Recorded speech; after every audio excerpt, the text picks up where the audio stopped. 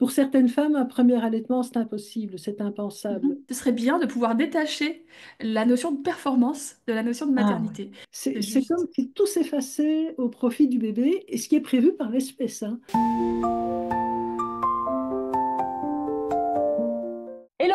Bienvenue sur la chaîne Maman va bien. Dans l'épisode précédent de cette interview avec Ingrid Bayo, elle nous parlait de cette bulle protectrice qu'on peut créer autour de soi après la naissance. Une bulle souple, évolutive, pour se centrer sans se couper du monde. Aujourd'hui, on va aborder un sujet un peu plus intime, la puissance maternelle. Est-ce que ça existe? Est-ce que c'est un mythe? Est-ce que c'est un truc inatteignable? Ou est-ce qu'on peut vraiment s'y reconnecter? Ingrid revient ici sur l'héritage des femmes, sur les injonctions autour de l'accouchement, sur la pression du choix et sur tout ce que ça implique lorsqu'on veut vivre sa maternité à sa façon. N'oublie pas de t'abonner à la chaîne pour ne pas rater le dernier épisode la semaine prochaine et de télécharger ton guide offert Retrouver l'équilibre après bébé. Tu le retrouveras en description et en commentaire épinglé. Et c'est une excellente façon de commencer à réfléchir à ta propre façon de traverser cette période si particulière. Pour certaines femmes, un premier allaitement, c'est impossible, c'est impensable. Mhm. Ça aussi, elles apprivoisent leur maternité, ça va, elles voient qu'elles arrivent à survivre avec ce biberon qui lui donne juste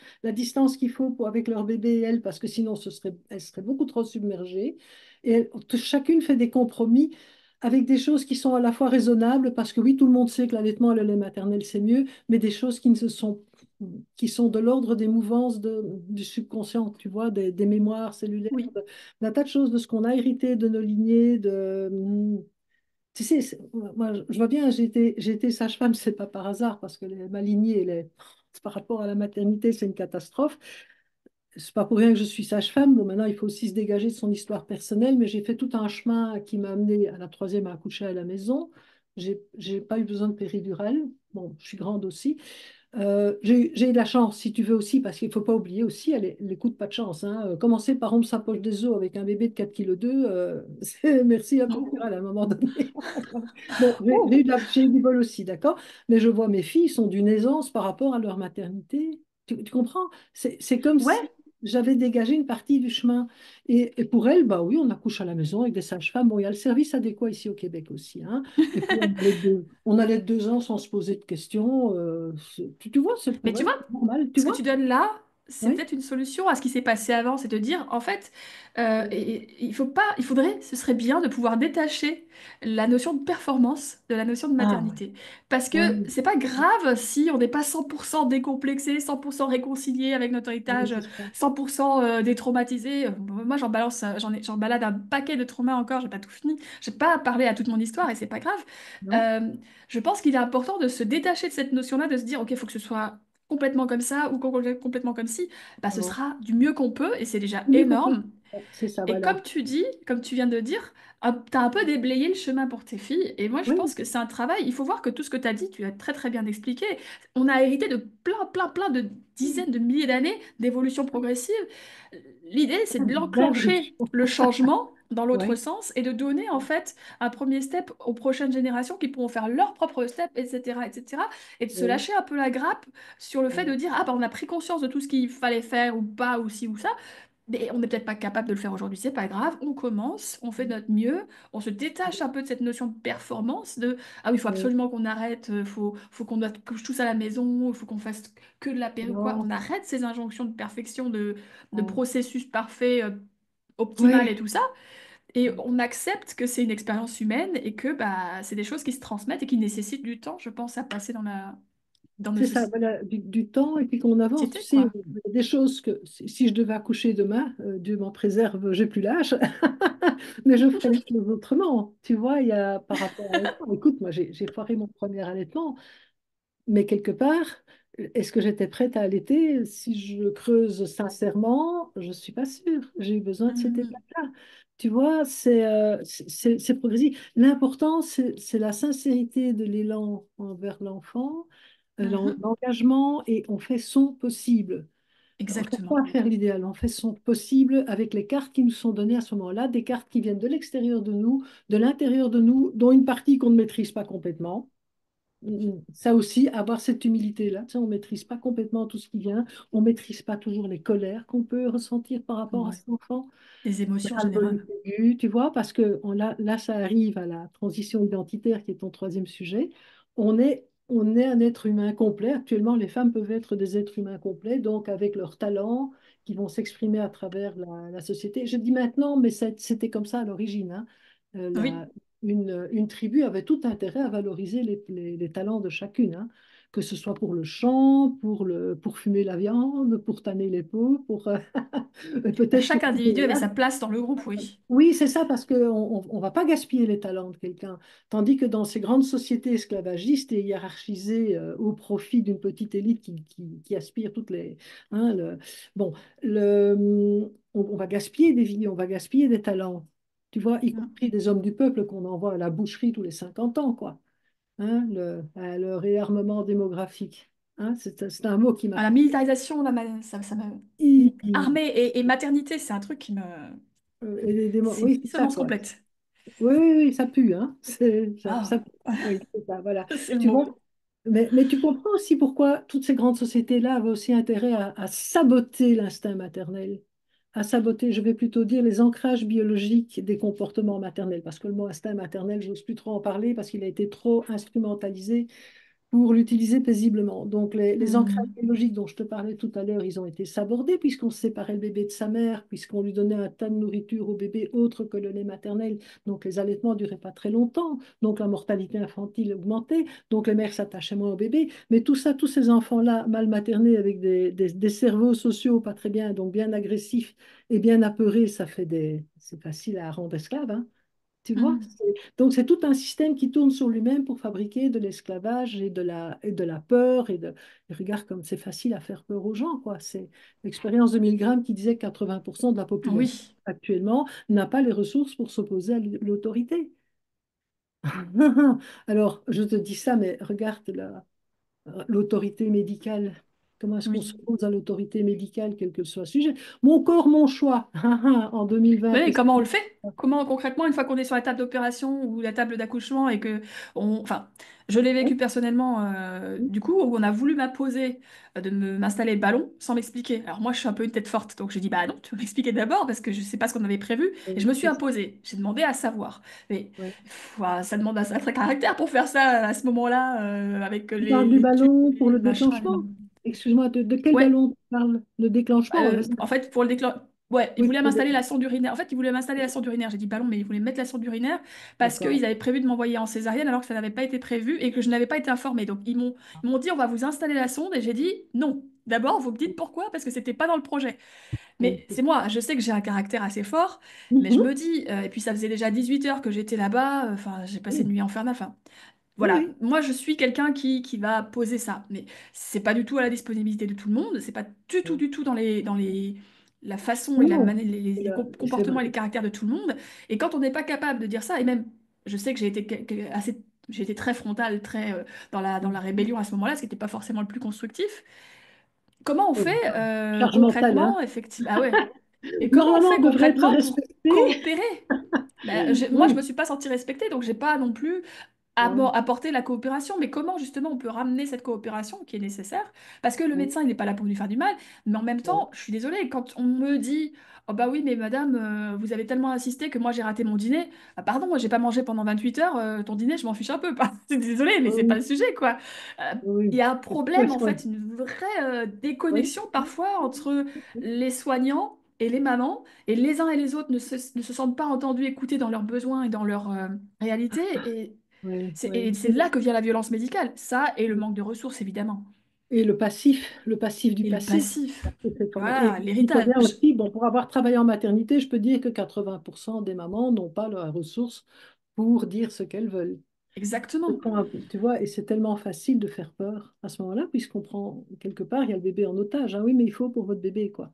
Et puis, vous ne Exactement. prenez pas votre bébé vivant. Tu vois, donc ça c'est. Maintenant, on va pas généraliser, bien sûr, hein, mais Non, non. c'est. Oui, comment? Alors, moi, je voudrais revenir à la transition identitaire parce que le temps avance. Là, c'est le. Excuse-moi, oui, vas-y, je Là, t'en oui, prie. oui, oui. La transition. Tu parlais des différents aspects de toi, puisqu'une femme maintenant peut quand même, dans la période qui précède la maternité, puisque nous avons accès à la contraception, il y a d'autres projets de vie, il y a toute une série d'aspects de soi par rapport à nos talents, nos aspirations, la vie de couple, qui crée. Moi, je vois toujours ça comme une fleur avec différentes pétales, tu vois, ou comme Et très une juste. étoile avec différents rayons lumineux. Voilà. Et puis Ouais. arrive la maternité. On met ça où? La maternité qui, je trouve que pendant le quatrième trimestre, en tout cas pendant les premières semaines, prend toute la place. Ouais, Je sais pas comment tu l'as vécu là, mais et c'est fait pour ça en fait, qui prend toute la place. Ce bébé-là, là, c'est notre préoccupation, mais totale. On dirait qu'il n'y a plus rien d'autre qui existe. c'est C'est comme juste. si tout s'effaçait au profit du bébé, et ce qui est prévu par l'espèce, hein. On va Ouais, pas reprocher à une maman d'être complètement aspirée par son bébé. Ce n'est pas une pauvre petite choupette qui est manipulée par ses hormones. C'est prévu par l'espèce qui passe comme ça. Et on va développer cette hypervigilance et cette intuition qui va nous suivre toute notre vie d'ailleurs, parce qu'on sent très bien quand nos enfants ne tournent pas c'est bien ça. rond. On le sent, ouais, ouais, on sent, on voit bien on développe cette intuition-là. Tu vois, mais au départ, là, ça prend tellement de place qu'on a l'impression d'être de retour au patriarcat le plus brutal, c'est-à-dire qu'il n'y a plus qu'une mère, quoi. Tu vois? Et Et je voudrais quand même juste ajouter une petite notion ici. Ce que oui, tu dis oui, est extrêmement juste. Par contre, c'est important aussi que les mamans sachent que cet investissement, c'est pas forcément un coup de foudre. Il y a des mamans qui vivent pas un coup de foudre avec leur bébé et que c'est non, OK. Ça ne oui, contredit oui, pas ce que tu viens de dire parce qu'on a cet hyper investissement oui. intellectuel, émotionnel, hormonal. Et Mhm, certaines mamans vont se dire, mais pourquoi est-ce que j'aime pas mon bébé immédiatement? Et ça, ce sont mhm. des processus différents. Je pense Le que, enfin, je processus, dis oui, juste c'est ça pour pas qu'elle se néocortex, sente, ça. Oui, voilà, oui. qu'elle culpabilise pas. Ouais, C'est pas, on parle pas de l'amour maternel et du coup de foudre ouais. maternel parce que ça existe, mais ça peut ne pas être automatique. C'est pas Et ça une peut être évidence. progressif aussi. C'est comme Et toutes les ça peut relations, varier d'un enfant à l'autre aussi. C'est exactement. fascinant. Ça peut, Et ça oui. n'empêche pas d'avoir cet investissement total dont tu parles, qui est biologique et qui est inscrit dans notre espèce. Oui, voilà, c'est ça exactement. Parce qu'il y a des choses, c'est notre cerveau reptilien, quoi. C'est Mm. un peu ocytocine, endorphine, prolactine, et on sniffe nos bébés, ça fait de la dopamine. On sniffe leur tête, là, encore maintenant, on leur sniffe la tête, mais je ne leur dis pas. Euh, Je me sens moins seule. non, non, mais dans la dopamine, c'est hyper addictif, hein. C'est l'hormone des Ah réseaux ouais. sociaux, c'est l'hormone des écrans, quoi. Non, comme on aime l'odeur des gens, enfin, quand on est dans une relation intime, engagée, comme dans la relation sexuée, hein, avec quelqu'un du même sexe ou pas d'ailleurs, semble-t-il, mais on aime l'odeur de l'autre. D'ailleurs, quand on Mm. peut plus sentir, ça dit ça, c'est bien ce que C'est ça dit. littéral. Ah oui, c'est littéral, quoi. Non, mais tu vois, on est plusieurs couches d'évolution, quoi. Dans notre cerveau reptilien, animal, c'est vraiment. Attends, moi, j'aurais été capable de tuer. Je suis quelqu'un d'assez pacifiste, mais je sais qu'une fois, un de mes enfants, il y avait une de mes tantes qui est une folle dingue, qui s'amusait. Il avait 2 ans, faire semblant de le jeter dans la piscine. Je lui Oh. ai arraché, en rigolant de sa peur, je lui ai repris des mains et j'ai essayé de l'étrangler, hein. Mais j'étais une bête, quoi. On m'a séparés, quoi. C'est la première fois que j'essaie, mais des envies de meurtre, hein. On devient un meurtrier Ouais. potentiel quand on a un bébé. Non, je suis pas la seule quand Bah, même. quand on veut le protéger, oui, oui, oui, oui, bah, On veut le protéger, hein. je C'est sais que terrible. La ça te crée puissance. des élans un peu Oh, au-delà de toi. ah, ouais, ouais, enfin, Et au-delà de notre vernis social du néocortex, en tout cas. Parce que, ouais, au-delà de ce qu'on, en tout cas, au-delà de ce qu'on ouais, pensait être capable ou ouais. pas de ressentir, mais Ah, ouais, ouais, c'est là. c'est très puissant. C'est la protection du petit, là, c'est. Ouah, tu sais, quand on m'a raconté qu'une femme avait été capable de soulever un camion pour aller chercher son enfant en dessous, je le crois, hein. Je le crois, non, Ouais. non, c'était paru, c'était pas dans les années 80, il y avait un article là-dessus. Et après ça, quand on lui dit, mais qu'est-ce que tu fais? Elle est ressortie avec son enfant, mais qu'est-ce que tu as fait? Elle dit, je sais pas. J'ai cherché mon enfant. J'ai sauvé J'ai- mon enfant. Voilà, c'est ça. Tu réfléchis pas, tu y vas avec ça. C'est extrêmement puissant.